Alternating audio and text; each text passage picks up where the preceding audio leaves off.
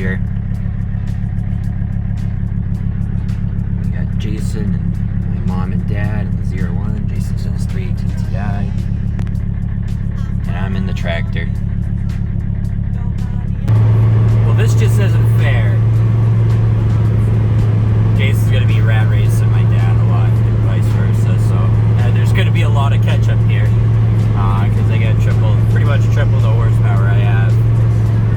Got this car's age right now. I think I'm pushing 75 horsepower to the rear wheels or so. So that's all right. The turtle always wins the race. You know that. These guys will just break down. Oh boy. Oh boy. Oh, someone's hiding my blind spot.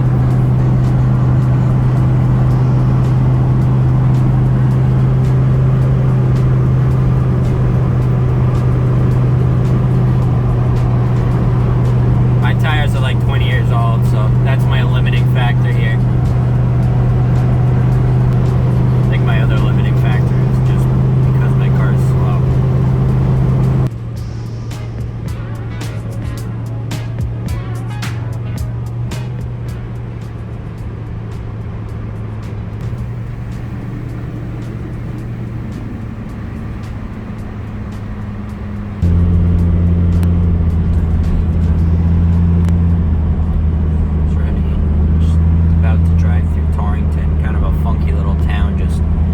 In this little crevice of a valley.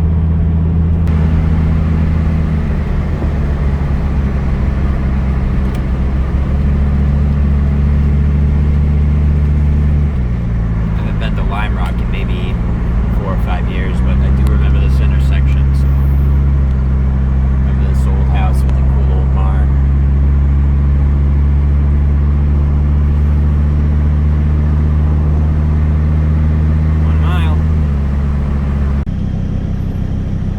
Jaguar XJ12 right back there sticking out a bit. Also, never seen one of those in real life. That's cool. The Ferrari boys are gonna be upset about all this dust going on here. I don't give a shit, but Jason's gonna be all sad because of his black car. I mean, dust and pollen blends right in with my car. I don't really care. We get to drive down the damn track. This car's never been on a racetrack. How cool is this? I'm going to be following that 2002 up there. I'm right across the track from him. It's the Mercedes section.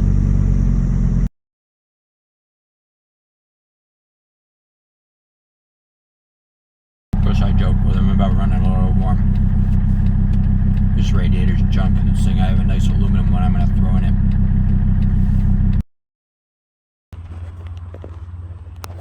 That's what we're dealing with here. Gotta love it. A little bit of vomit around. Oh boy. Other one's still in good shape. I'm still gonna change it though.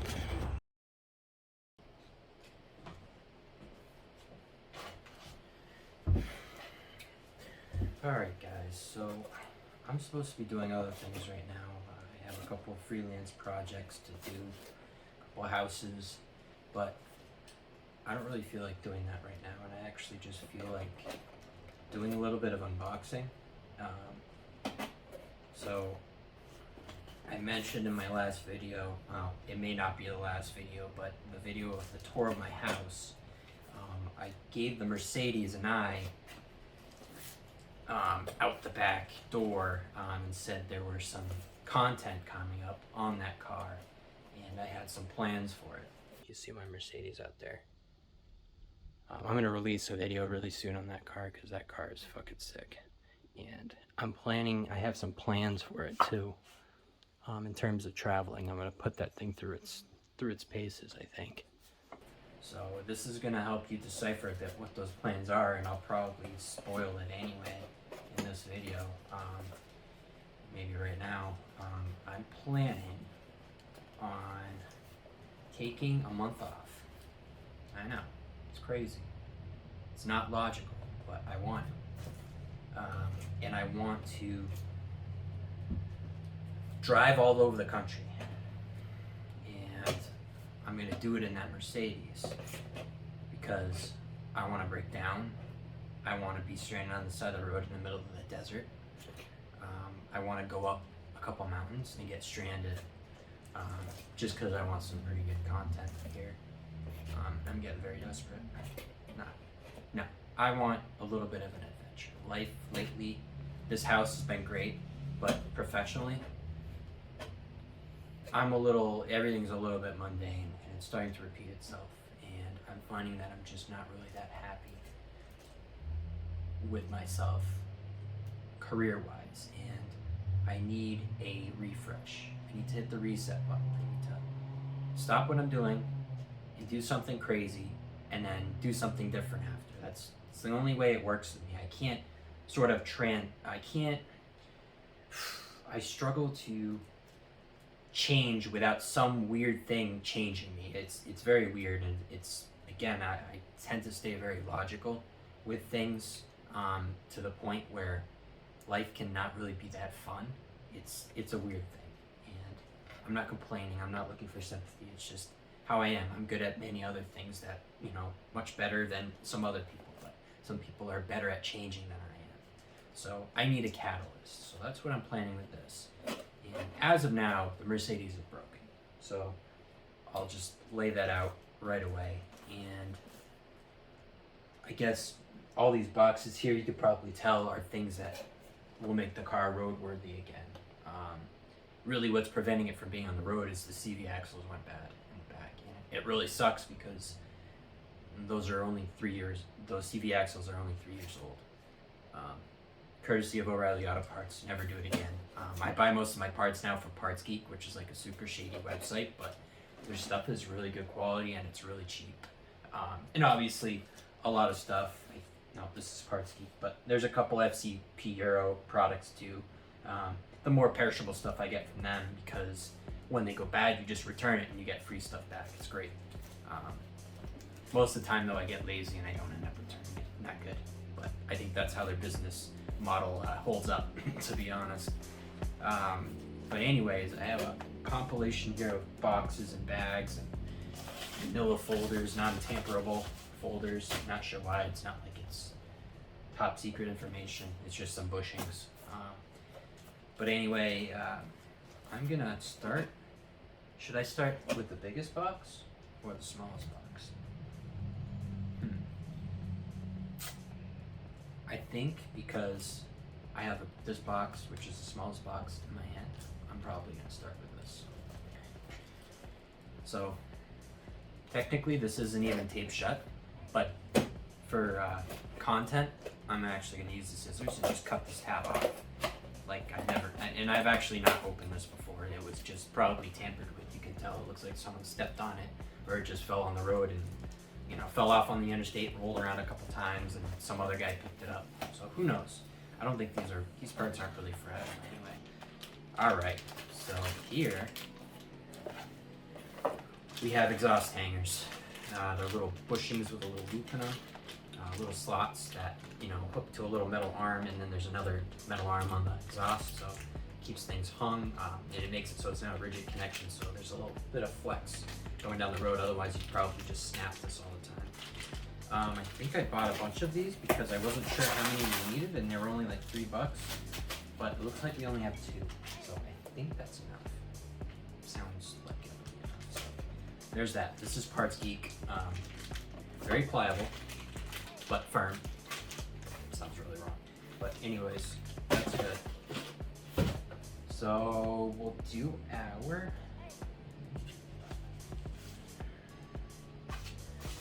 non-tamperable bag. And it looks like it's only has a minor break-in. Yep, it looks like someone may have looked in there. That's okay. That's how it is.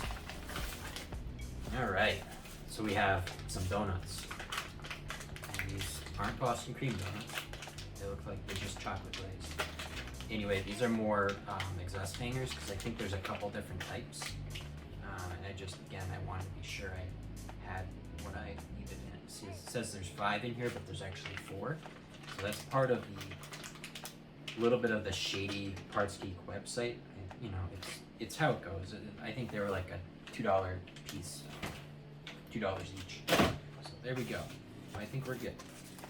This right here is the reason my car leaves oil everywhere, with the addition of probably the rear main seal, but I'm not worried about that till I swap a manual in it. So we have a little copper washer, it's not a crush washer, but obviously being copper, it will get crushed when you tighten the bolt. This is for the oil drain plug. This is actually called the transmission drain plug, but I think it's the same bolt pretty much, because for some reason they don't sell the oil drain plug washer. But this will keep it from leaking from that little hole. All right, let's see what else we got here. Larger envelope. Can't really find the end here. Okay, this is even better quality here.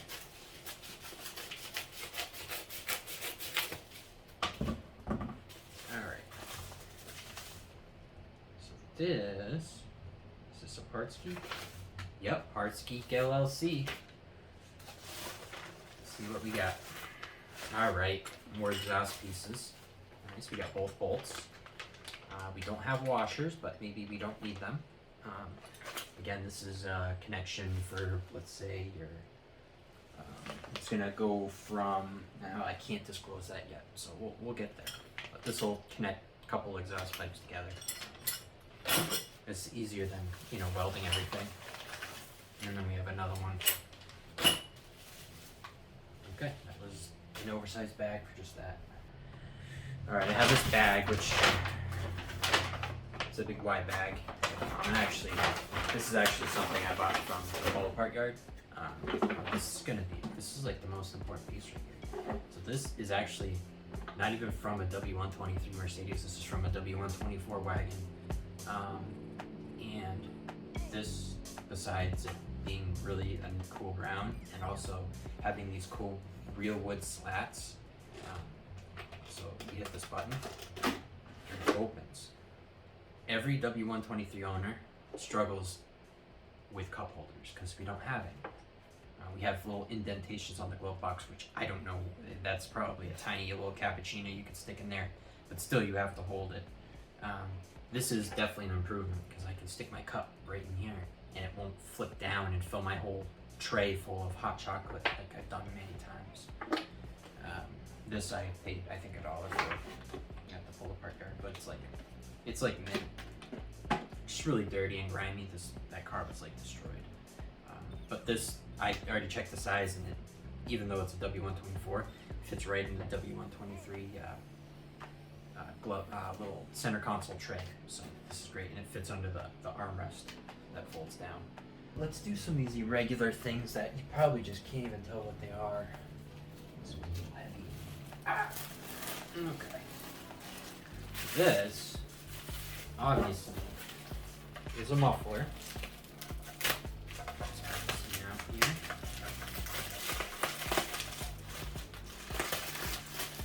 Sorry guys, this is more of an unbagging than an unboxing.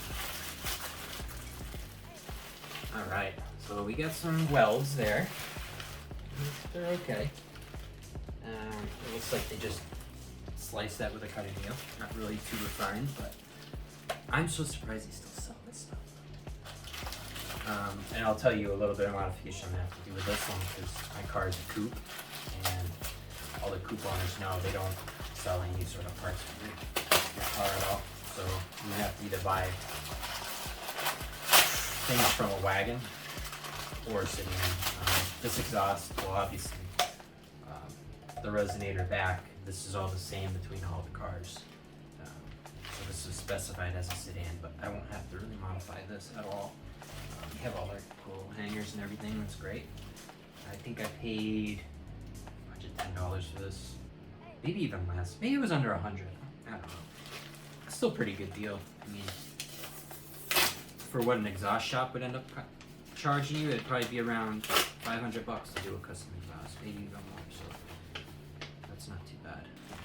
This is our mid pipe right here. So this end connects to your down pipe, which I've already replaced the down pipe, which is great. So we're gonna have an entirely new exhaust here, which is awesome because right now we have holes here, holes here, holes here, and holes there.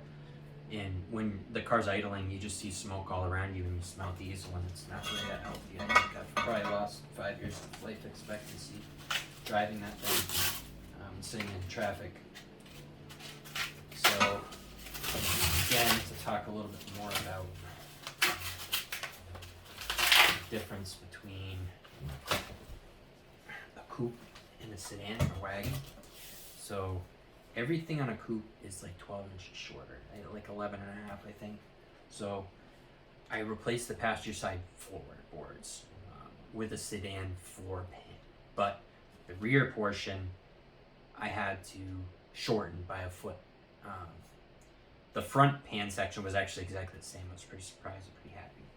So here, how I'm looking at it is, it looks like the resonator is just about 12 inches long, so I might just eliminate the resonator.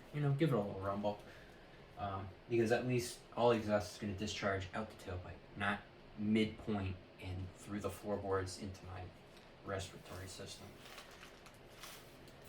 So I think that'll be easy enough to cut that off.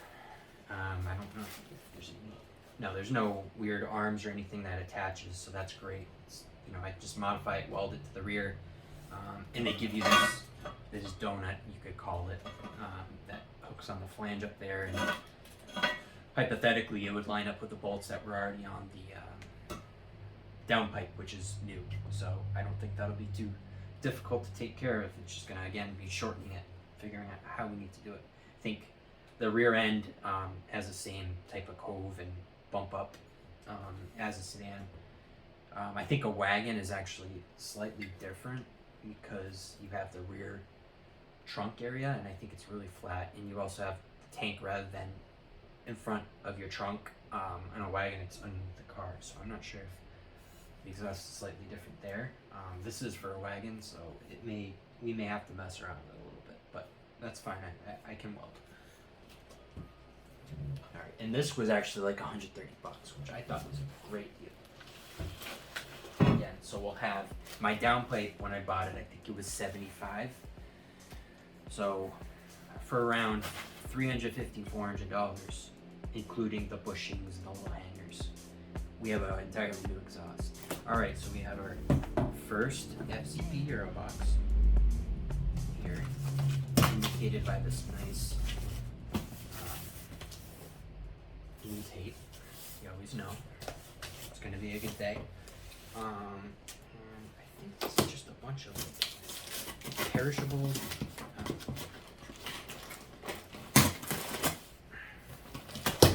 Let's see. Oh, yeah. All right. These are very crucial, especially when your tank's a piece of shit. These are pre-filters, so I'll probably be on the side of the road a lot, changing these out and cleaning them with card cleaner. I have 5 others that are brand new in the trunk, so I think we'll be covered there. What do we got here? What the hell is this? Really? I don't know why this came in.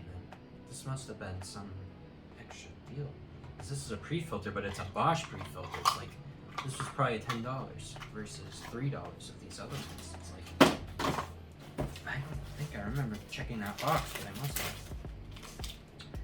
have. Okay, we have, now we'll get to that. We have our man filter. This, I believe, is our oil canister, which on these cars, it's so nice that, when you change your oil filter, you do it from the top edge. It's like a little cup. It's nice. It's a lot easier than going under off the side and dealing with oil filter wrenches and things like that. What are you doing, Cat? It's rough. Alright, and then we have our man fuel filter. Man filters are what it came with originally, and they're only a couple bucks more expensive, so I always just go with the man product. To supplement our oil filter, we have all our O-rings that we're supposed to change every 2 oil changes. Usually your oil filter should be changed every 2 oil changes. These guys I've been meaning to buy for years, ever since I got the car. These go underneath the air cleaner and keep it from rattling. Mine just rattles like crazy. I only have one that's holding the air cleaner down, so it just hops around. So these will be a little bit nice when the car's idling. It'll be less clacky.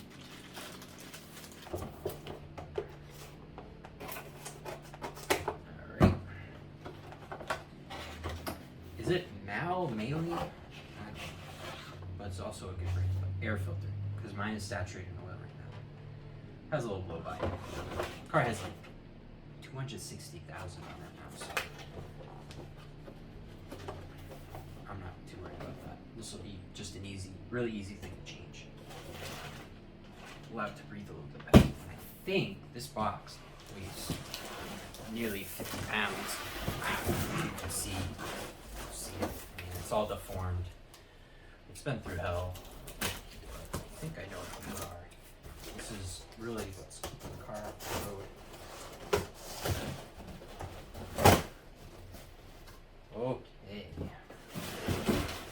Swings around.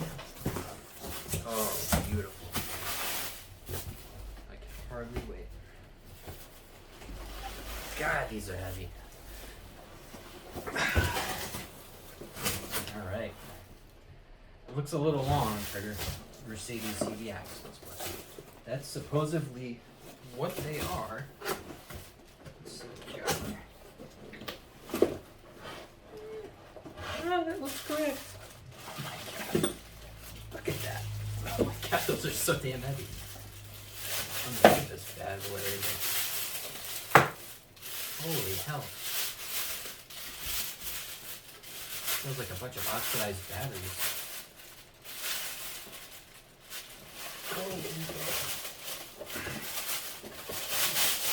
Alright. Looks pretty good. We got two of these. And I think, unfortunately, I haven't ordered them yet, but I have to order rear calipers because they're sticking. And it's not enough to like heat the wheel up or anything, but it's just wearing the pads up. And you always hear an annoying little scraping noise. That's pretty annoying. And I figure on a long drive, if they're not bad now, they're probably gonna go bad.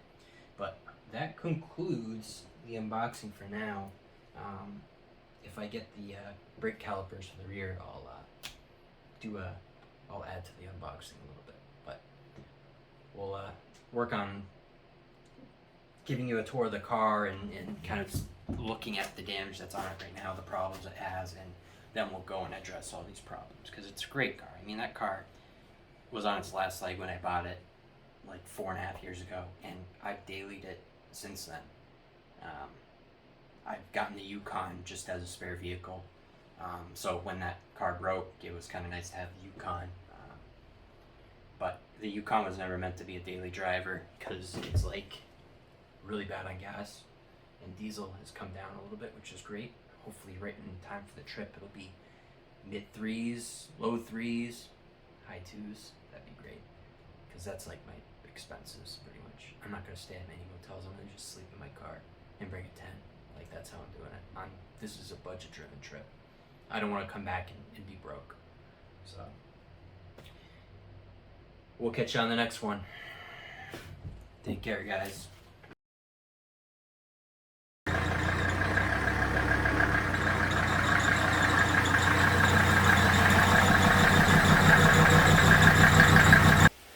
Got a little throuple going on over here. So this is a eBay radiator.